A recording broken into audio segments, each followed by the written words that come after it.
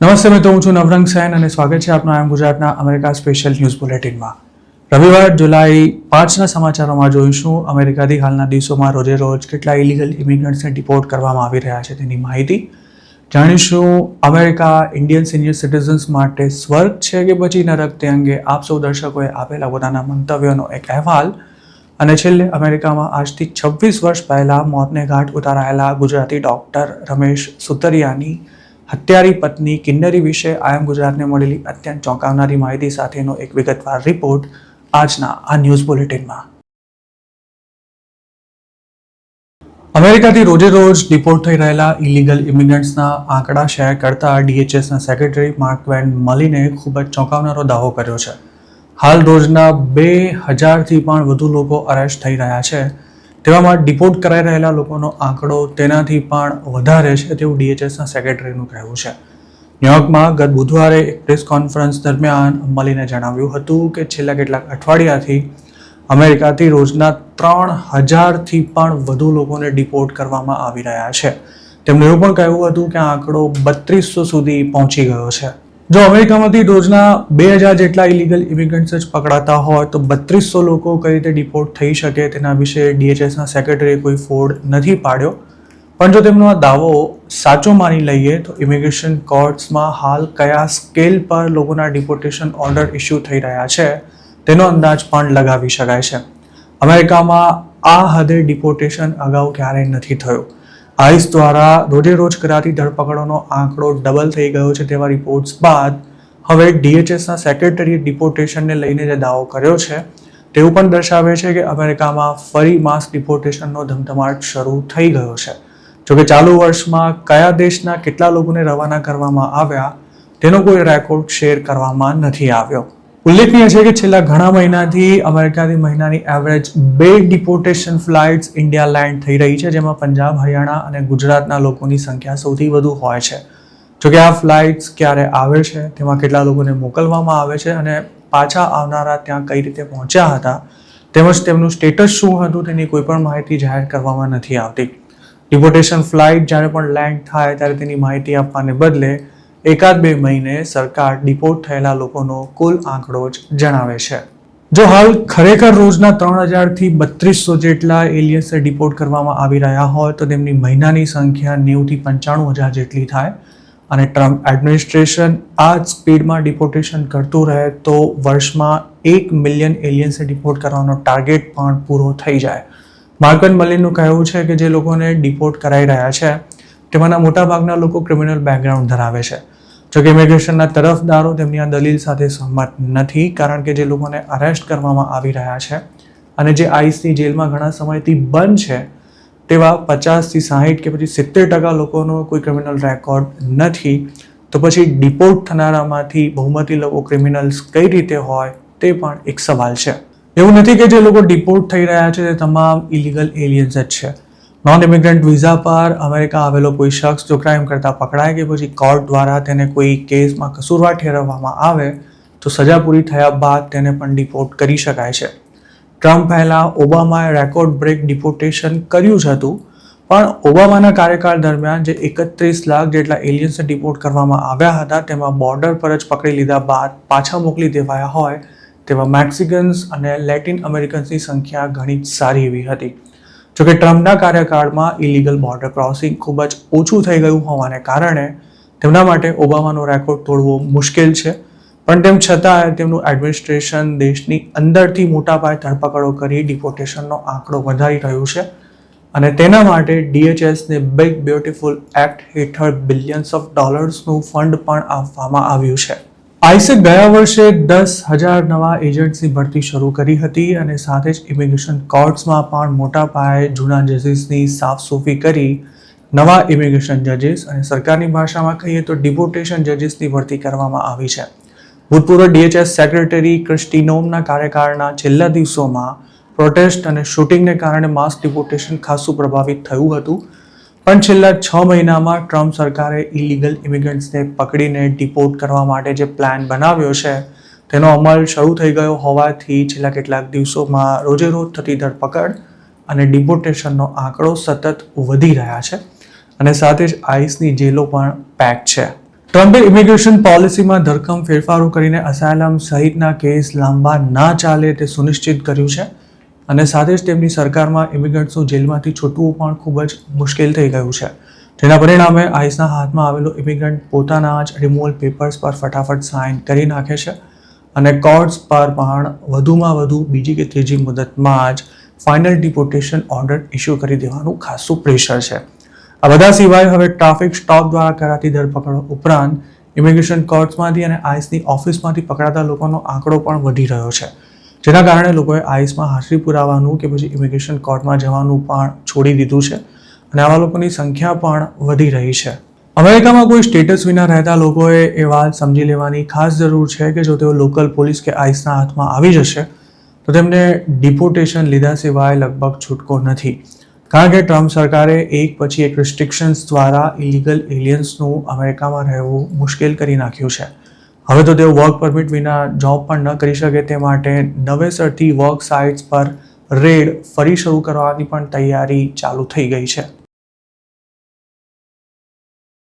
Indian citizens માટે America સ્વર્ગ છે કે પછી નરક? આ વિષય પર અમે ગયા અઠવાડિયે જ એક વિડીયો બનાવ્યો હતો જે શિકાગોમાં રહેતા એક ગુજરાતીએ અમારી સાથે શેર કરેલા અનુભવ પર આધારિત હતો. આ યુવકના પેરેન્ટ્સ અમેરિકા આવ્યા બાદ માત્ર એક જ મહિનામાં ઇન્ડિયા પાછા ચાલ્યા ગયા હતા અને જતાં જતાં તેમણે દીકરાને ત્યાં સુધી કહી દીધું હતું કે અમારા જેવા લોકો માટે તો અમેરિકા નરક છે. આ વિડીયો તેમજ તેને લગતી પોસ્ટને વિવિધ સોશિયલ મીડિયા પ્લેટફોર્મ્સ પર 12 લાખથી પણ વધુ વ્યૂઝ મળ્યા છે, તેમજ તેના પર હજારો કમેન્ટ્સ પણ કરવામાં આવી છે અને સાથે જ ઘણા લોકોએ વોટ્સએપ પર પણ અમને મેસેજ મોકલી અમેરિકામાં પોતાને થયેલા અનુભવ શેર કર્યા છે. આ તમામ મંતવ્યોને ધ્યાનમાં રાખી આ વિડીયો બનાવાયો છે, જેમાં આપણે જોઈશું કે અમેરિકા વિશે ઇન્ડિયન સિનિયર સિટીઝન્સનું શું માનવું છે. શિકાગોના જે યુવકના પેરેન્ટ્સના અનુભવ પરથી અમે અગાઉનો વિડીયો બનાવ્યો હતો તે ઘરમાં આખો દિવસ રહીને કંટાળી ગયા હતા અને દીકરા વહુ અઠવાડિયામાં 7 દિવસ જોબ કરતા હોવાથી કોઈને તેમની પાસે બેસવાનો પણ સમય નહોતો.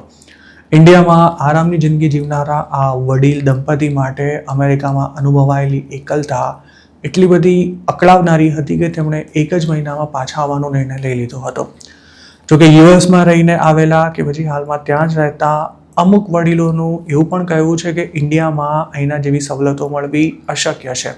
કેલિફોર્નિયામાં રહેતા એક ગુજરાતી વડીલે અમને કાગળ પર લખી ઇન્ડિયા અને અમેરિકામાં કેટલો ફરક છે તે સમજાવ્યું. ખાસ તો તેમણે અમેરિકામાં જોવા મળતી ડિસિપ્લિન, જિંદગીની કિંમત, કાયદાનું રાજ, પ્રાઇવસી અને સરકારી કામકાજનો ખાસ ઉલ્લેખ કરી અમેરિકાને ઇન્ડિયા કરતાં સારો દેશ ગણાવ્યો. તેવી જ રીતે ભરતભાઈ નામના એક વ્યુઅરે અમારા વિડીયો પર એવી કમેન્ટ કરી કે અમેરિકાના રૂલ્સ રેગ્યુલેશન્સની સાથે સાથે હવા પાણી પણ ચોખ્ખા છે અને સંતાનોનો વિચાર કરી વડીલોએ તેમની સાથે રહી જવું જોઈએ. અમરીશ પટેલ નામના અમારા એક વ્યુઅરનું આ અંગે એવું માનવું હતું કે અમેરિકાને લઈને દરેકનો અનુભવ અલગ અલગ હોઈ શકે છે, જેથી કોઈ પણ દેશ વિશે પૂર્વગ્રહ રાખવો યોગ્ય નથી. હેમેન્દ્રભાઈનું આ અંગે એવું કહેવું હતું કે જો અમેરિકા નરક હોય તો ઇન્ડિયાને શું કહીશું? જોકે તેમણે એ વાતનો પણ સ્વીકાર કર્યો હતો કે સિનિયર સિટીઝન્સ માટે અમેરિકામાં એડજસ્ટ થવું મુશ્કેલ છે અને મા બાપે દરેક નાની નાની વસ્તુઓ માટે પોતાના સંતાનો પર આધારિત રહેવું પડે છે, તે પણ એક હકીકત છે. મીત પટેલ નામના એક યુવરે પણ જે મુદ્દા રજૂ કર્યા તે ખાસ્સા ધ્યાનાકર્ષક હતા. જયશ્રી પરીખ નામના એક વ્યુઅરનું આ અંગે એવું કહેવું હતું કે અમેરિકાને નર્ક કહેનારાના ઘરમાં જ કદાચ કોઈ પ્રોબ્લેમ હોવો જોઈએ. જ્યારે ભાનુપ્રસાદ નામના વ્યુઅરે એવી કમેન્ટ કરી હતી કે મહેનત કરનારા માટે અમેરિકા સ્વર્ગ છે, પણ સિનિયર સિટીઝન્સને અહીં મુશ્કેલી પડે છે, જેમ કે મેડિકલ ફેસિલિટીઝ મોંઘી છે અને અંતિમ ક્રિયામાં પણ 5 થી 6 લાખ રૂપિયા જેટલો ખર્ચો થઈ જાય છે. ઉષાબેનનું પણ એવું કહેવું હતું કે સિનિયર સિટીઝન્સ માટે અમેરિકામાં રહેવું ખૂબ જ બોરિંગ છે. આખો દિવસ કામ કરતા સંતાનો ઘરે આવે ત્યારે તેમની પાસે મા બાપ સાથે વાત કરવાની એનર્જી નથી બચતી અને મા બાપને એવું લાગે છે કે સંતાનો તેમની સાથે વાત નથી કરતા. તેવી જ રીતે નઝર અલી નામના અમારા એક વ્યુઅરે એવી કમેન્ટ કરી હતી કે 2015માં તે પોતે પણ પત્ની સાથે અમેરિકા ગયા હતા, પણ માત્ર 15 જ દિવસમાં ઇન્ડિયા પાછા આવી ગયા. તેમણે પણ અમેરિકાને નરક ગણાવ્યું હતું. જોકે હેતલનું એવું કહેવું હતું કે કાગડા બધે કાળા જ છે, પણ પેપર વર્ક કરી પોતાને અમેરિકા બોલાવતા સંતાનોનો મા બાપે આભાર માનવો જોઈએ. રિટાયર્ડ ડોક્ટર અને હાલ યુકેમાં રહેતા અશોકભાઈએ અમારા વિડીયો પર એવી કમેન્ટ કરી કે પોતે અમેરિકા, યુકે અને ઇન્ડિયા આવતા જતા રહે છે અને તેમને કોઈ જ દેશથી કશી ફરિયાદ નથી, પણ દરેકનો અનુભવ અલગ અલગ હોઈ શકે છે. નીતિનભાઈ એવું લખ્યું છે કે જો મહિનામાં અમેરિકાથી પાછા આવવાને બદલે આ સિનિયર સિટીઝને થોડો વધુ સમય રોકાઈ ડ્રાઇવર્સ લાયસન્સ કઢાવી લીધું હોત તો તેમને અમેરિકામાં કદાચ ફાવી ગયું હોત. માત્ર 22 દિવસમાં અમેરિકાથી પાછા આવી જનારા વિજયેશ મહેતા નામના એક યુવરે પણ પોતાનો આવો જ એક અનુભવ અમારી સાથે શેર કર્યો. જ્યારે સાધનાબહેનનું એવું કહેવું હતું કે ઇન્ડિયા કરતાં અમેરિકાની લાઈફ વધુ શાંતિપૂર્ણ છે. જોકે સંજય ગોહિલ નામના એક યુઝરનું એવું કહેવું હતું કે ઇન્ડિયાના કલ્ચર સામે અમેરિકાનું કલ્ચર કંઈ જ ન કહેવાય. હાલ કેનેડા રહેતા કાળુભાઈ નામના વ્યુઅરનું આ અંગે એવું કહેવું છે કે વિદેશમાં સંતાનો સાથે રહેવા આવતા ઘણા વડીલો એડજસ્ટ નથી થઈ શકતા. તો બીજી તરફ સંધ્યાબેન નામના એક બીજા વ્યુઅરનું એવું કહેવું હતું કે 10 વર્ષ અમેરિકામાં રહ્યા બાદ હવે તેમના માટે ઇન્ડિયામાં 1 મહિનો કાઢવો પણ મુશ્કેલ થઈ જાય છે. સુરેશભાઈ, પ્રીતિબેન અને મનોજભાઈએ પણ અમેરિકા વિશે નકારાત્મક અભિપ્રાય વ્યક્ત કરતી કમેન્ટ્સ અમારા વિડીયો પર કરી હતી. દર્શક મિત્રો, અગાઉ જણાવ્યું તેમ અમારા વિડીયો અને પોસ્ટ પર હજારો કમેન્ટ્સ આવી છે અને આ તમામ કમેન્ટ્સને આ વિડીયોમાં આવરી લેવી અશક્ય હોવાથી અમે અમુક જ દર્શકોના વિચારોને હાઇલાઇટ કરી શક્યા છીએ. અમેરિકામાં થોડા દિવસ માટે રહેવું, અમુક મહિના માટે રહેવું અને કાયમ માટે ત્યાં જ રહી જવું તે ત્રણેય અલગ બાબત છે. યુએસમાં ખરા અર્થમાં વર્લ્ડ ક્લાસ ફેસિલિટીઝ ઉપલબ્ધ છે. રોજબરોજની જરૂરિયાતો માટે કોઈ સ્ટ્રેસ નથી લેવો પડતો, સરકારી કામો માટે ધક્કા નથી ખાવા પડતા, તે વાત 100% સાચી. પણ જેમ ઇન્ડિયામાં અમુક પેરેન્ટ્સ પોતાના સંતાનોના ઓરમાયા વર્તન અને ત્રાસનો ભોગ બને છે, તેવું અમેરિકામાં પણ થતું જ હોય છે. ફરક માત્ર એટલો છે કે ઇન્ડિયામાં સંતાનોને સમાજની શરમ નડે છે, જ્યારે અમેરિકામાં કોઈ કહેવાવાળું કે પૂછવાવાળું નથી હોતું. આ ચર્ચા આપણે યથાવત રાખીશું અને આપના વિચારો અમને કમેન્ટમાં ચોક્કસ જણાવજો. અમેરિકામાં રહેતો ડૉક્ટર પતિ તેને જરા પણ પસંદ નહોતો. તે ગમે તેમ કરીને પોતાના પ્રેમીને ઇન્ડિયાથી યુએસ બોલાવવા માંગતી હતી, પણ તે જરાય આસાન નહોતું. આખરે તેણે એક એવો ભયાનક ખેલ ખેલ્યો કે જેમાં તેના નિર્દોષ પતિને પોતાનો જીવ ગુમાવવો પડ્યો અને તેને પોતાને જેલમાં જવું પડ્યું. જોકે પતિનો જીવ લીધા બાદ પણ તેને ટાઢક ના વળી. જેનું ખૂન કર્યું હતું તે જ પતિને બદનામ કરવા માટે તેણે બીજી એક ચાલ ચાલી અને તેમાં તે મહદ અંશે સફળ પણ રહી. જોકે 26 વર્ષ જૂના કેસમાં પોતાને નિર્દોષ સાબિત કરવા હત્યારી પત્નીએ અમેરિકાની કોર્ટમાં કેવી વાર્તા ઉપજાવી કાઢી હતી તેની ચોંકાવનારી હકીકત હવે બહાર આવી છે. આ કહાની છે 2000ની સાલમાં અમેરિકામાં પતિની ઘાતકી હત્યા કરનારી ગુજરાતી યુવતી કિન્નરી સુતરિયાની, જે યુએસમાં આજીવન કેદની સજા થઈ હોવા છતાં પણ 13 વર્ષમાં જેલમાંથી છૂટી ઇન્ડિયા પાછી આવી ગઈ. પણ પોતાના પતિ સ્વર્ગસ્થ ડૉક્ટર રમેશ સુતરિયાને બદનામ કરવા માટે તેણે અમેરિકાની પોલીસ સમક્ષ અને કોર્ટમાં જે જૂઠાણા ચલાવ્યા હતા તેની પાછળની હકીકત શું હતી તેનો હવે આયમ ગુજરાત પર પર્દાફાશ થવા જઈ રહ્યો છે. અમે આ કેસનો પહેલાં પણ એક વિડીયો બનાવ્યો હતો અને ત્યારે ડૉક્ટર રમેશના કોઈ ફોટોગ્રાફ્સ અમને ક્યાંયથી નહોતા મળી શક્યા. જોકે આ વિડીયો પબ્લિશ થયા બાદ તેમના લગ્ન સમયના કેટલાક ફોટોગ્રાફ્સ અમને પ્રાપ્ત થયા છે. રમેશ સુતરિયા કેટલા સીધા માણસ હશે ત્યાં ફોટોગ્રાફ્સ જોતા જ જણાઈ આવે છે. કિન્નરીએ 22મી જાન્યુઆરીની રાત્રે 3 થી 4 જેટલા અલગ અલગ ચાકુના 2 ડઝન જેટલા ઘા ઝીંકીને તેના પતિની ઘાતકી હત્યા કરી નાખી હતી. માત્ર 20 વર્ષની કિન્નરીએ કઈ રીતે ખુરશીમાં બાંધી તેના ડૉક્ટર પતિને પતાવી દીધો હતો અને પછી આ કેસમાં શું થયું હતું તેની તમામ માહિતી સાથેનો એક વિડીયો જૂન 7ના રોજ આયમ ગુજરાત પર પબ્લિશ થયો હતો, જેની લિંક આ વિડીયોના કમેન્ટ બોક્સમાં પણ શેર કરવામાં આવી છે. ખુદ રમેશ સુતરિયાના પરિવારજનો પણ આ કેસને ભૂલી ચૂક્યા હતા, પણ આયમ ગુજરાત પર તેમનો વિડીયો પબ્લિશ થતાં જાણે જૂના જખમ તાજા થયા હોય તેમ તેની ભયાનક યાદો તેમના મનમાં ફરી જીવંત થઈ હતી. ડૉક્ટર રમેશ સુતરિયાના અમેરિકા તેમજ ઇન્ડિયામાં રહેતા પરિવારજનોએ અમારો સંપર્ક કરી કિન્નરીના ભૂતકાળ અને જેલમાંથી છૂટ્યા બાદ ઇન્ડિયા આવીને તેણે શું કર્યું તેની ચોંકાવનારી વિગતો શેર કરવાની સાથે સાથે એવી પણ લાગણી વ્યક્ત કરી કે ડૉક્ટર સુતરિયાની આત્માને શાંતિ મળે અને કિન્નરીની અસલિયત છતી થાય તેના માટે આ કેસની નવી માહિતી સાથે એક ફોલોઅપ વિડીયો બનાવવામાં આવે. તેમની ઈચ્છાને માન આપી અમે આ વિડીયો પબ્લિશ કરી રહ્યા છીએ, જેમાં કિન્નરીની એ વાતો આપની સાથે શેર કરવામાં આવશે જે તેના મા બાપ, ભાઈ અને પ્રેમી સિવાય કદાચ અત્યાર સુધી કોઈ જ નહોતું જાણતું. મુંબઈમાં મોટી થયેલી કિન્નરીના 18 વર્ષની ઉંમરે જ ડૉક્ટર રમેશ સુતરિયા સાથે ઇન્ડિયામાં કોર્ટ મેરેજ થયા હતા, જેના 2 વર્ષ બાદ તે સામાજિક રીત રિવાજ અનુસાર લગ્ન કરીને અમેરિકા ગઈ હતી. 1999ના અંતમાં આ લગ્ન થયા ત્યારે સ્વર્ગસ્થ રમેશ સુતરિયા, કે જેઓ એક યુએસ સિટીઝન હતા, તે એકાદ મહિનો ઇન્ડિયામાં રોકાયા હતા. આ લગ્નને પોતાની નજરે જોનારા તેમના રિલેટિવ્સનો દાવો છે કે કિન્નરી તે વખતે એટલી બધી રડી હતી કે તેની આંખો સૂજી ગઈ હતી, જાણે તેને જબરજસ્તી પરણાવવામાં આવી રહી હોય તેવું લાગી રહ્યું હતું. જોકે પોતાને મા બાપથી દૂર છેક અમેરિકા જવાનું હોવાને કારણે તે વ્યથિત હશે તેવું લોકોએ માની લીધું હતું, પણ તેની પાછળનું કારણ કંઈક અલગ જ હતું.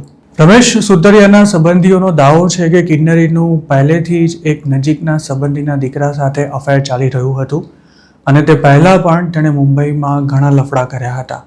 કિન્નરી ખૂબ જ ચાલાક અને ચબરાક સ્ત્રી હતી. જ્યારે નાનપણથી જ અમેરિકામાં માતા પિતાની છત્રછાયા વિના મોટા થયેલા રમેશ સુતરિયા એટલા બધા સીધા હતા કે તેઓ સંબંધોના આટાપાટા ક્યારેય સમજી જ નહોતા શક્યા.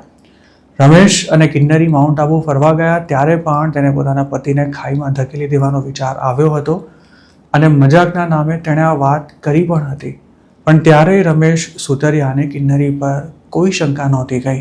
આખરે જાન્યુઆરી 2000માં કિન્નરી અને ડૉક્ટર રમેશ ઇન્ડિયાથી અમેરિકા જવા નીકળ્યા ત્યારે તેણે ઘરેથી થોડે દૂર નીકળતા જ ગાડી ઊભી રખાવી એક ટેલિફોન બૂથ પર પહોંચીને કોઈકને ફોન કર્યો હતો.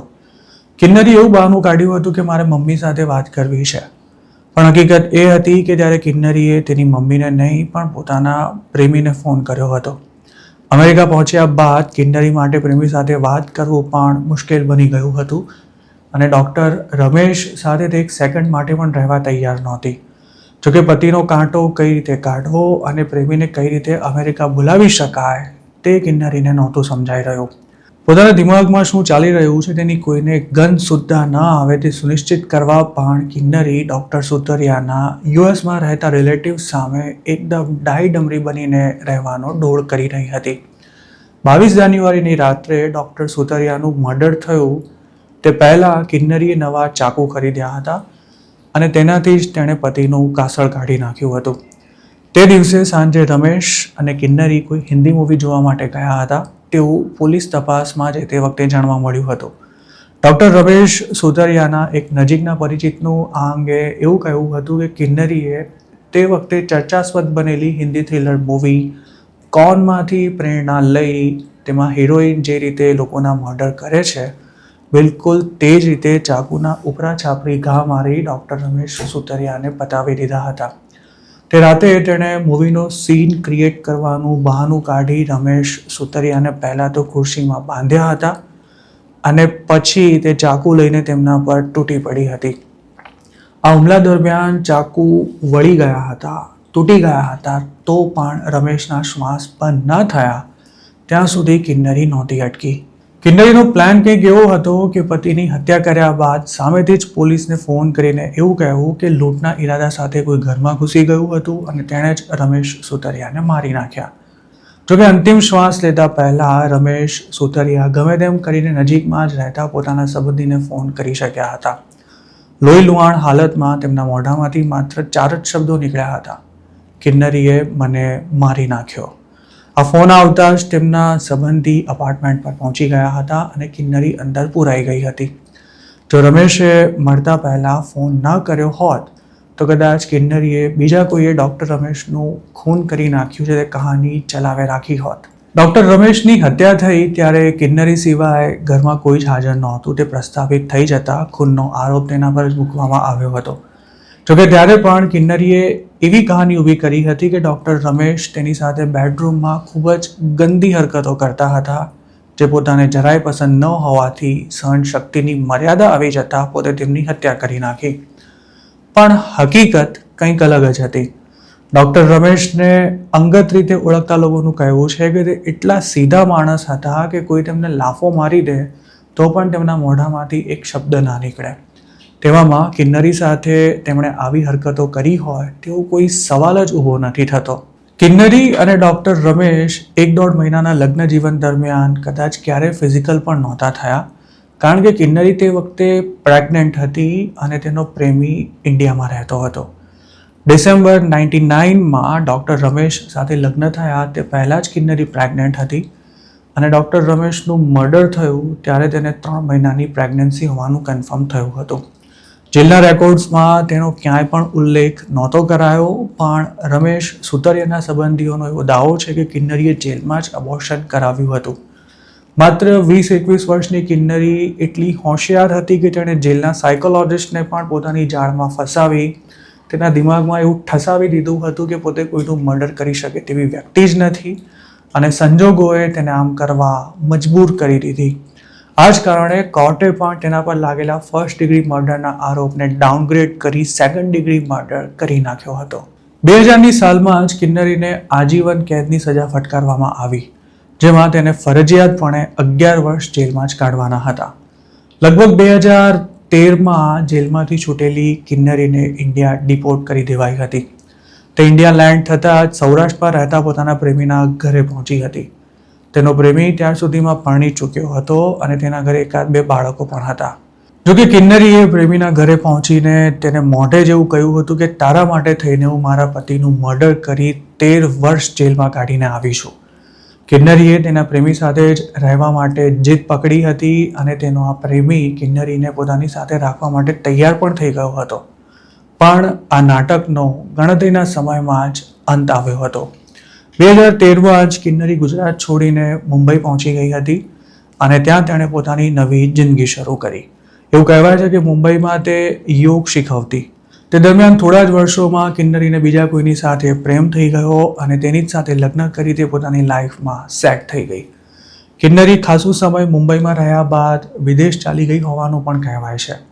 હાલ તે ક્યાં છે અને શું કરે છે તેમજ તેનો પ્રેમી કોણ છે તેને લગતી કેટલીક માહિતી આમ ગુજરાતને મળી છે, પણ તેના કોઈ નક્કર પુરાવા ન હોવાથી અમે તે વિગતો શેર નથી કરી રહ્યા.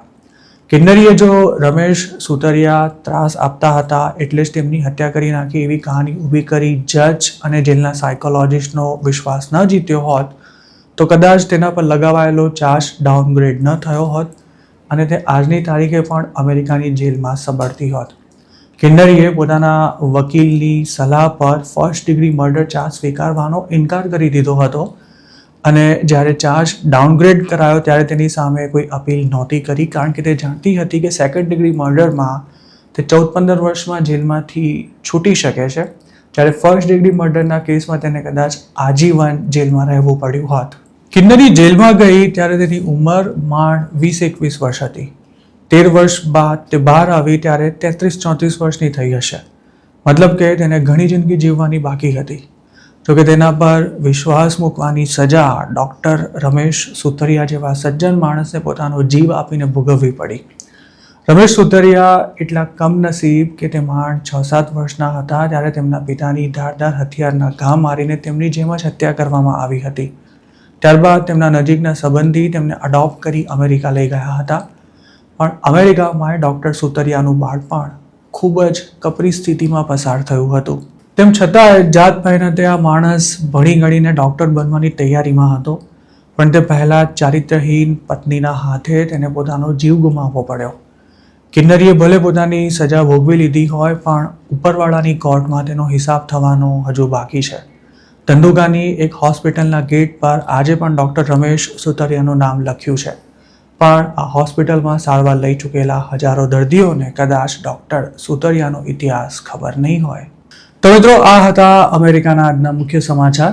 આપને જો મારી રજૂઆત પસંદ આવી હોય તો આ વિડીયોને લાઇક અને શેર કરવાનું તેમજ આઈ એમ ગુજરાતની યુટ્યુબ ચેનલને સબસ્ક્રાઇબ કરવાનું ભૂલશો નહીં, કારણ કે આ ચેનલ પર આપને મળશે અમેરિકામાં રહેતા ગુજરાતીઓ માટેના તમામ મહત્ત્વના સમાચાર અને તે પણ આપની પોતાની ભાષામાં.